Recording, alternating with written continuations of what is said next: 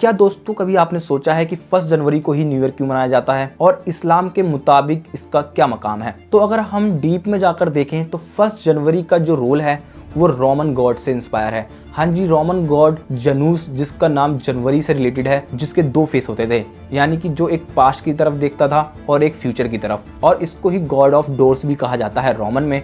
और ये new beginning और इस तरह के कॉन्सेप्ट पर आधारित है। तो उस समय के लोग नई बिगिनिंग के लिए इस फेस्टिवल को मनाते थे, जिसे सिल्वेस्टर भी कहा जाता है, और इसे आज के टाइम में न्यू ईयर ईव मनाते हैं, क्योंकि जूलियस सीजर जो था, जिसने जूलियन कैलेंडर इन्वेंट करा था, उसने अनाउंस कर दिया था कि 1 जनवरी को अब न्यू ईयर के नाम से जाना जाएगा, मतलब एक नया साल। कई सालों तक ऐसा चलता रहा। फिर उसके बाद ग्रिगोरियन कैलेंडर आया, जिसमें थोड़ी करेक्शन हुई कैलेंडर को लेकर, फिर उसमें भी न्यू ईयर को ही 1 जनवरी के नाम से ही मनाया गया। और आज के टाइम में आपको पता है कि ग्रिगोरियन कैलेंडर पूरी दुनिया के अंदर चलता है। सुपर पावर्स जैसे वेस्टर्न कंट्रीज हैं, वो ग्रिगोरियन कैलेंडर पर ही हैं। तो इसलिए ही आज के टाइम में जितने भी बड़े बड़े बिजनेसेस हैं, गवर्नमेंट्स हैं, वो ग्रिगोरियन कैलेंडर पर ही बेस्ड हैं और उसको ही मानती हैं। तो उसी कॉन्सेप्ट पर ही ये पूरी दुनिया के अंदर न्यू ईयर बनाया जाता है। लेकिन इसका कहीं ना कहीं ओरिजिन वो रिचुअल से है जिन्हें इस्लाम के अंदर शिर्क कहा गया है। तो अल्लाह ने कुरान और हदीस में इसके खिलाफ सख्त मना करा गया है। अगर आप कहीं ना कहीं न्यू ईयर सेलिब्रेट करते हैं या विश करते हैं, तो आप उस रोमन गॉड जनूस को एंडोर्स कर रहे हैं।